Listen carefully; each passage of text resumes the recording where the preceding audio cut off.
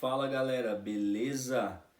Vamos então para o segundo capítulo de Gênesis, o nosso devocional de Gênesis a Apocalipse, de capa a capa, beleza? Gente, só um adendo, o outro vídeo primeiro ficou um pouco longo, né? Mais ou menos 45 minutos, porque eu fiquei dando aquelas dicas de como fazer o devocional, né? Então eu comecei praticamente o devocional mesmo depois de 10 minutos ali dando instruções para vocês, né, de como fazer, coisas importantes que eu achei relevante e necessário, né, tá passando para vocês.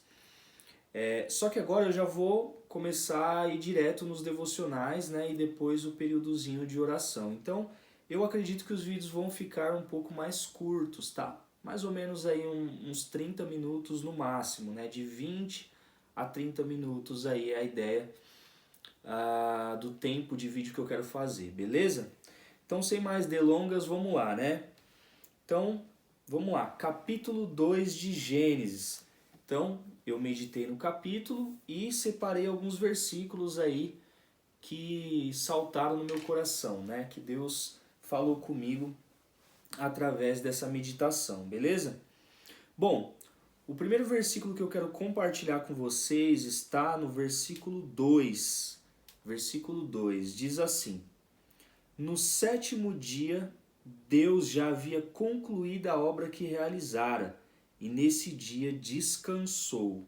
Abençoou Deus o sétimo dia e o santificou, porque nele descansou de toda a obra que realizara na criação. Esse texto, esse versículo nos mostra a importância, né, de nós termos um dia de descanso, né?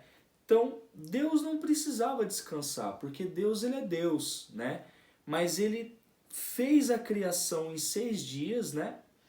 E no sétimo dia ele descansou e está no registro bíblico, no relato bíblico, né, essa ação de Deus. Para que isso? Por que Deus descansou no sétimo dia?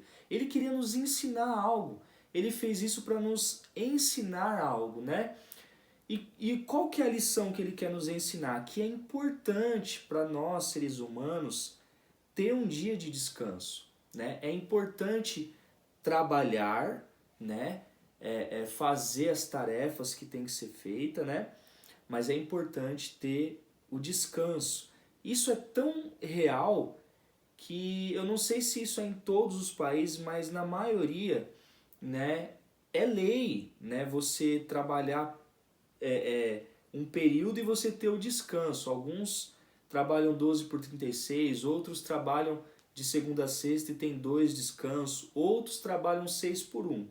Né? Mas a carga horária mais extensa, né, que tem é o 6 por 1, onde você tem o direito de uma folga por semana, né? Claro, às vezes na necessidade da empresa pode ser que a pessoa acabe, né, pagando essa folga e, né, mas assim, isso é tão real, né, na nossa realidade, na nossa cultura, né, nas leis dos países, né, e muitas vezes as bases já vêm de lá, já vêm desde o início aqui, né? Então é importante nós descansarmos também, é importante fazermos as coisas, mas é importante ter um dia de descanso.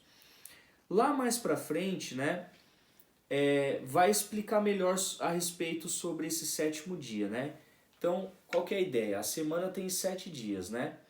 Então nós trabalhamos 6 e descansamos 1, pelo menos, né? Então, pelo menos. Esse sétimo dia, Deus, lá mais pra frente, ele vai nominar isso, né? Vai nomear isso de sábado. O sétimo dia é o sábado. E aí o que acontece, né? Algumas doutrinas, elas ficam presas de que não pode fazer nada no sábado, não pode trabalhar no sábado. Mas a ideia é assim, não é isso que o texto está dizendo, né? E Jesus vai explicar isso na vinda dele, ele vai clarificar isso, né? Que o sábado foi feito por causa do homem, Jesus vai falar, e não o homem por causa do sábado. Então não é para a gente se escravizar, sábado não pode fazer nada, não é isso. A ideia Jesus vai dizer assim, que o Filho do Homem é Senhor sobre o sábado. O que Jesus está nos ensinando? O que a gente tem que tirar disso? Né? Qual que é a verdade que nós temos que tirar disso? Que é importante nós termos um descanso. É isso. Aqui não está dizendo que você vai para o inferno ou vai para o céu se você não tiver um dia de descanso. Não está dizendo que isso aqui é mandamento, doutrina, que se você não guardar um dia do sétimo dia, você vai queimar no lago de fogo. Não está dizendo isso. Né? Então tem preceitos que Deus instrui, né? Faz para quê? Para o bem do ser humano. Né? Então, o sétimo dia pode ser o domingo, né? A ideia é assim, você trabalha 6 e o sétimo você descansa. Não que o sétimo tem que ser necessariamente o sábado que nós nomeamos como sábado, né? Então, por exemplo, a pessoa trabalhou terça, quarta, quinta, sexta, sábado, domingo e folgou na segunda. Essa segunda-feira é o sétimo dia dela, é o sábado dela, né? Que é o dia de descanso, é o dia da folga, né? E a ideia é que nesse dia Deus santificou, ou seja, esse dia do descanso não é bom que a gente fique, né, trabalhando da mesma forma que trabalhamos nos outros dias, né? É um dia para descansar, para curtir a família, é um dia para a gente dedicar ao Senhor, né? Dedicar a presença de Deus, né? Então normalmente a gente separa esse dia normalmente no domingo, né? Que é o dia do culto, o dia que a gente celebra, né, com os irmãos em Cristo o culto ao Senhor, as adorações, os louvores, né? Então não que necessariamente tenha que ser o sábado, né? Então para ficar claro isso, porque algumas pessoas têm essa dúvida de que eu tenho que guardar o sábado. A ideia não é essa, a ideia é que você descanse um dia, trabalhe, mas também descanse, né? A gente tem que ter bom senso, né, ao interpretar as escrituras, porque as escrituras é para o nosso bem, não é para nos escravizar, não é para nos punir, e sim para nos trazer benefícios, para nos abençoar, né? Então isso é o que eu aprendi no versículo 2, tá bom? Vamos pular então lá para o versículo 8. Versículo 8 diz assim: Ora, o Senhor Deus tinha plantado um jardim no Éden, para os lados do leste, e ali colocou o homem que formara. Então o Senhor Deus fez nascer do solo todo tipo de árvores agradáveis aos olhos e boas para alimento. E no meio do jardim estavam a árvore da vida e a árvore do conhecimento do bem e do mal. Olha só, Deus criou o homem, né? Já tinha criado o homem, e ele fez um jardim, né? Chamado Jardim do Éden, né? No Éden, para os lados leste, está dizendo aqui. E Deus colocou o homem ali. E o texto diz, olha só, que Deus fez nascer do solo todo tipo de árvores agradáveis. Então Deus fez um jardim, colocou um monte de árvores agradáveis, né? E no meio desse jardim havia a árvore da vida, todas essas outras árvores agradáveis, e tinha ali uma árvore do conhecimento do bem e do mal, né? E aí eu pergunto para você, né? Será que nós não estamos no mesmo contexto? Né? Claro que não estamos no Jardim do Éden, não somos Adão, mas vamos trazer essa palavra para a nossa realidade, né? Vamos aplicá-la para a nossa vida hoje. Será que nós não estamos num ambiente como Adão estava no ambiente do jardim? Né? A gente não está no Éden, né? Talvez tenha aí a praia de Riviera, que lembra um pouco, né? Ou aí o centenário de Mogi, que talvez chegue ali a 0,1%, né, do que era o Éden, né? Mas assim, a ideia é assim, nós estamos na Terra, né? E será que ao nosso redor não tem árvores agradáveis aos olhos, boas para alimento como Deus criou? Ou seja, escolhas lícitas para nós, e no meio desse jardim do Éden, ou dessa terra, desse mundo, também não tem as árvores do conhecimento do bem e do mal, né? Vamos trazer isso para o nosso contexto. Será que nós não estamos numa realidade semelhante, onde há coisas que Deus colocou para nos abençoar, para o nosso bem, e também há coisas que vai nos gerar morte, que vai nos gerar mal, né? E aí eu pergunto para você, quais são as árvores que você está se alimentando, né?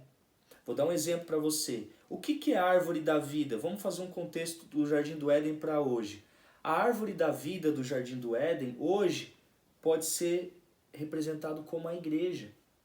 A igreja de Cristo é uma árvore da vida. Por quê? Porque ali você vai encontrar vida, né?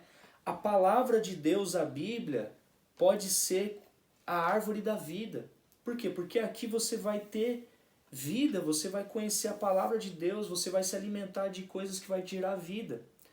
E o que é a árvore do conhecimento do bem e do mal? O pecado, o mundanismo, as escolhas, né, pecaminosas que esse mundo oferece, né?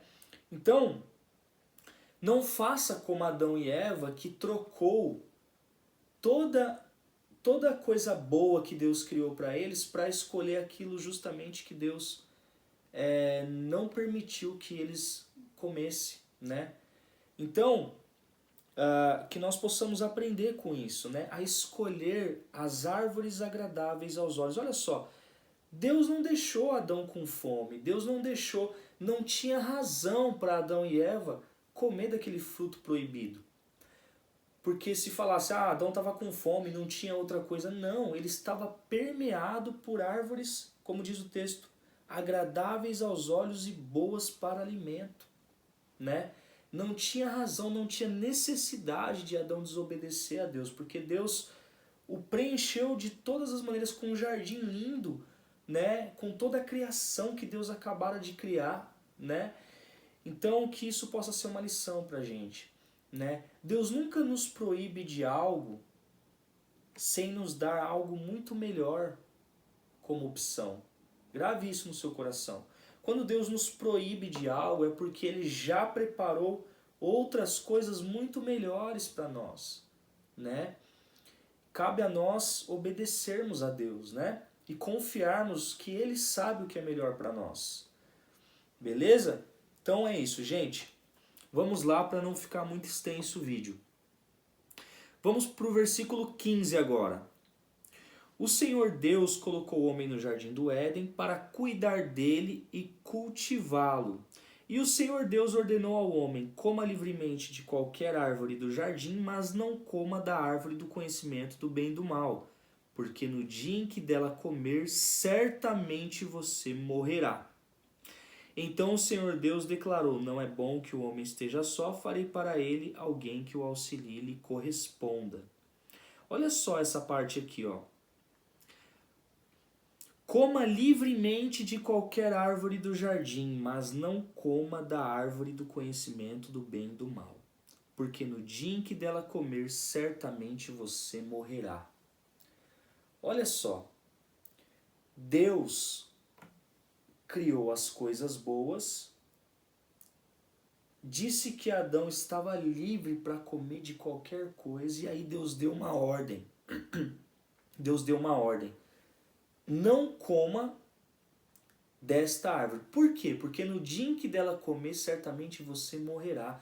Além de Deus dar uma ordem, né, para que ele obedeça, Deus ainda explicou e disse o porquê, disse a razão. Ó, essa árvore vai te gerar morte. Essa árvore vai te gerar mal.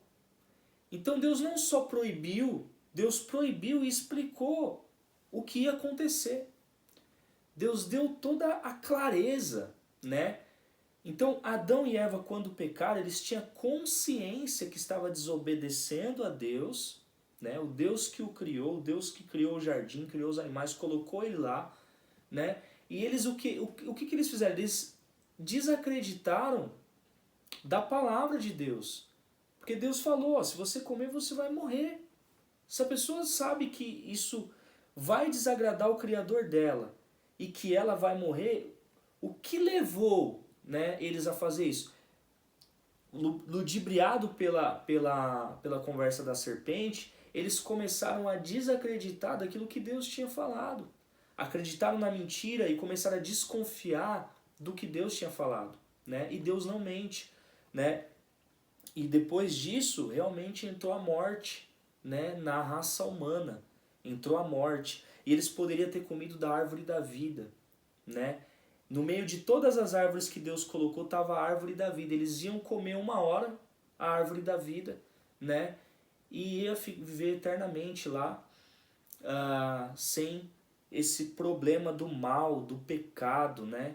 Da desobediência, né? Então, isso que a gente pode aprender aqui. Deus, ele não proíbe apenas. Quando ele proíbe, ele mostra pra gente, ele clarifica. Então, tem muita gente que às vezes fala que se passa por bonzinho, mas na verdade a pessoa tem consciência de que está fazendo errado. Ninguém é tão ignorante assim que não tem um pequeno entendimento das suas ações, né? As pessoas sabem que estão fazendo errado quando as pessoas adulteram. Elas sabem que isso está gerando tristeza na pessoa que ela escolheu para dividir uma vida. As pessoas sabem quando a pessoa mata o outro, assassina o outro, né? Ela sabe que ela está gerando mal, né? Então Deus aqui, ele clarifica, por isso que não tem desculpa para o pecado, não tem desculpa justa para o pecado.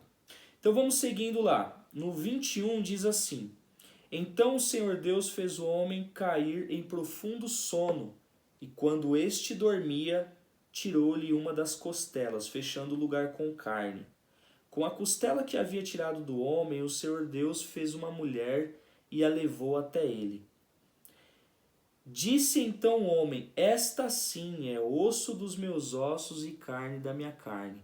Ela será chamada mulher, porque do homem foi tirada. Por essa razão, o homem deixará pai e mãe e se unirá à sua mulher, e eles se tornarão uma só carne. Olha que interessante isso. Deus criou todo um cenário, criou os animais, criou o sol, a lua, as estrelas, o mar, como diz lá no capítulo 1. Criou todas as coisas, criou essas árvores para alimento, um jardim maravilhoso, lindo, né? A terra toda para Adão desfrutar da terra toda, né?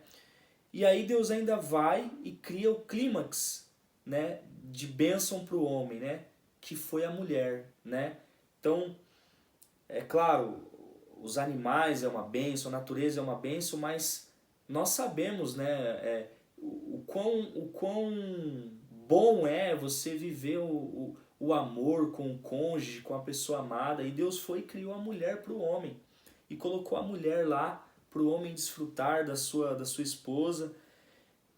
Não tinha necessidade nenhuma do camarada aí e desgraçar toda a humanidade, né? Hoje eu e você pagamos, né? Porque nascemos já do pecado, nós herdamos, né, essa natureza pecaminosa por conta de más escolhas, né? Então, Deus dotou ele de liberdade, fez todo um cenário e só proibiu ele de uma coisa, de comer uma maldita fruta. E o camarada foi naquilo que Deus havia proibido, em vez de desfrutar de todo o resto, né? E é assim, gente, nas nossas vidas. É assim.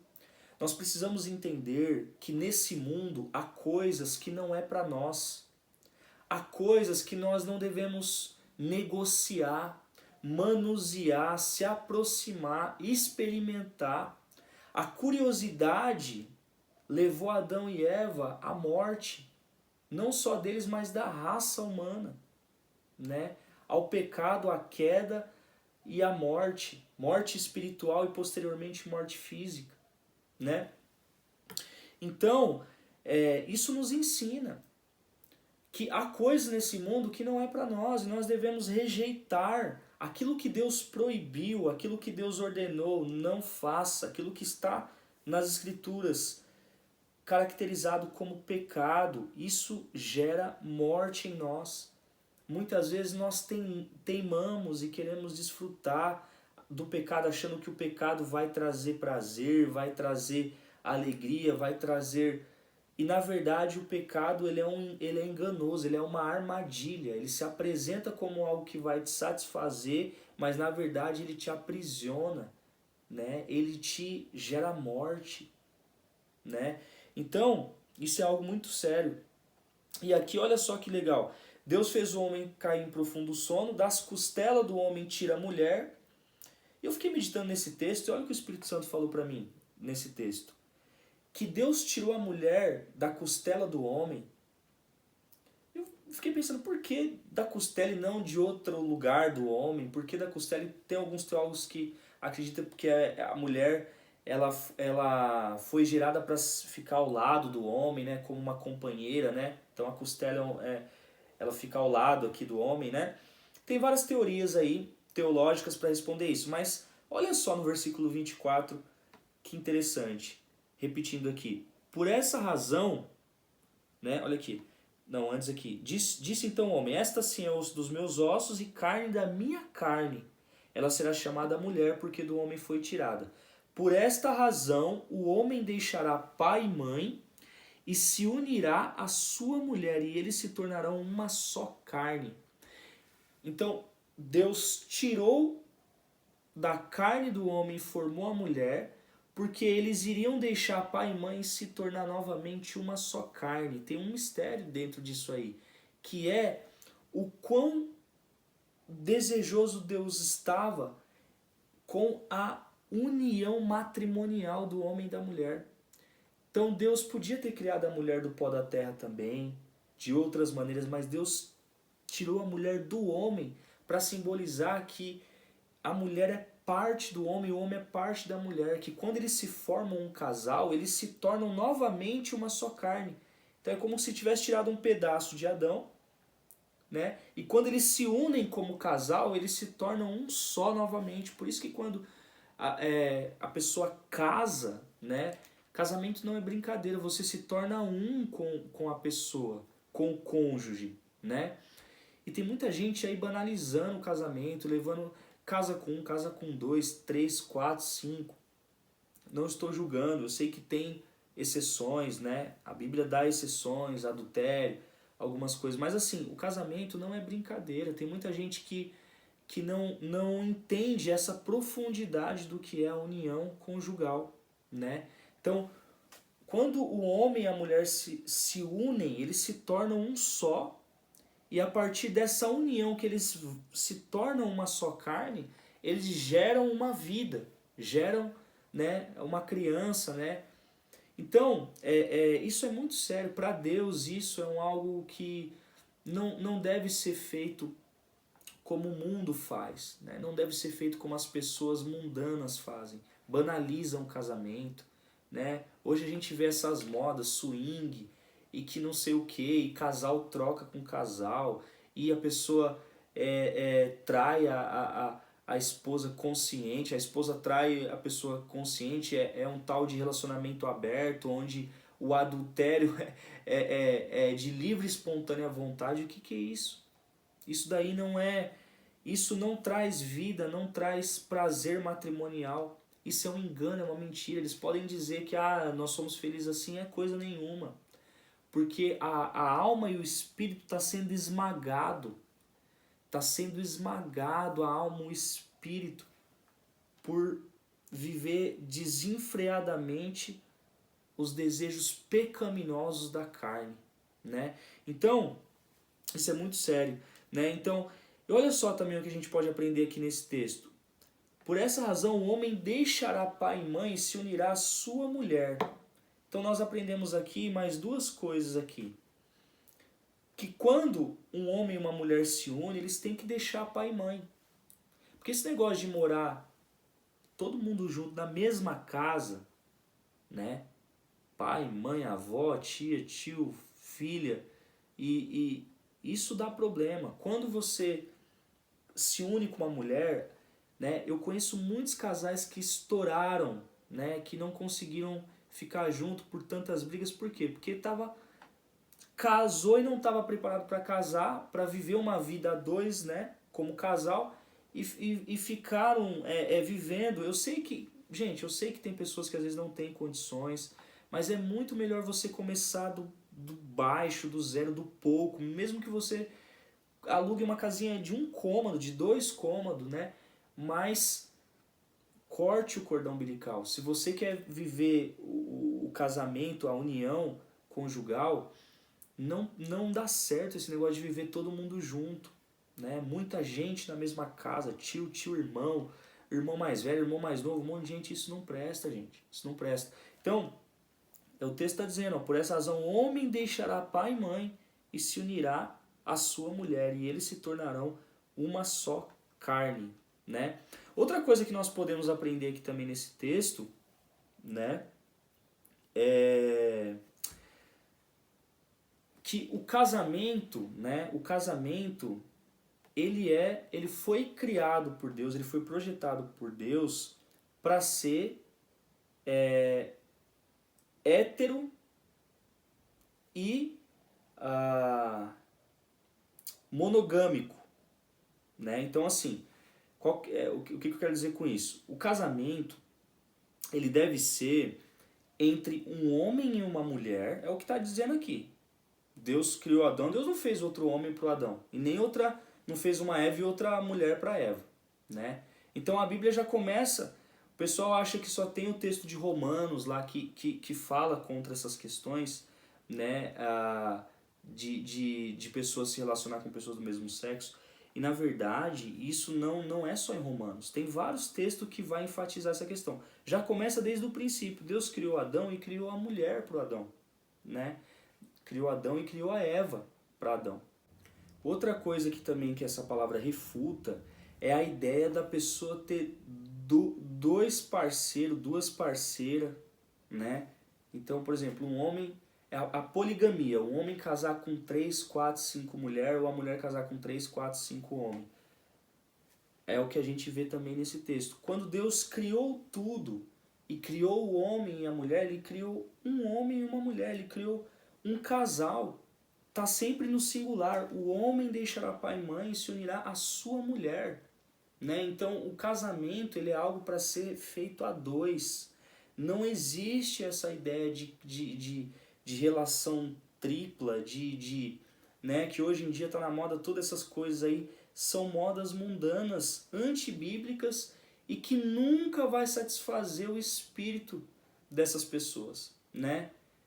Nunca vai satisfazer o espírito. Por quê? Porque nós somos corpo, alma e espírito. E o espírito nosso deseja viver os planos de Deus, né? O espírito, a nossa essência, o que satisfaz a nossa essência, o nosso espírito, é viver os planos de Deus. Então, quanto mais as pessoas vivem satisfazendo os desejos pecaminosos da carne, né? Há uma diferença aí. Quando eu falo carne, gente, eu estou falando dos desejos pecaminosos, né? A gente tem que fazer uma separação entre desejos da carne e desejos físicos, tá? Por exemplo, Deus criou o sexo para o homem e para a mulher. O sexo é algo físico, carnal, né? Vamos colocar assim. Mas quando eu falo carne, quando a gente se refere carne aqui, não está dizendo as coisas carnais, porque o sexo lícito diante de Deus, ele vai envolver a carne, vai envolver os hormônios, é algo físico, mas isso é lícito se está dentro do matrimônio. Quando a gente fala carne aqui, a gente está especificando os desejos pecaminosos da carne, entendeu? Porque os desejos lícitos da carne, os desejos lícitos do físico, do organismo, não é pecado, entendeu? Então a gente tem que fazer essa distinção aí, tá bom? Beleza, gente? Então, gente, é isso, tá? Então, vamos finalizar aqui para não ficar muito extenso o vídeo, tá bom? Espero que tenha te edificado esses conhecimentos. Tá vendo? É bem legal, a gente vai meditando no capítulo. Tem mais versículos, gente. É que eu não quero ficar estendendo muito. Se eu ficar lendo versículo por versículo, a gente vai fazer uns vídeos muito grandes, né? Muito extenso. Então, a ideia é eu pegar os versículos ali que, né? Pegar um ou outro ali que destacou e a gente conversar aqui a respeito disso. Meditem nesse texto também na sua casa, né? Veja aquilo que Deus falou com você também, né?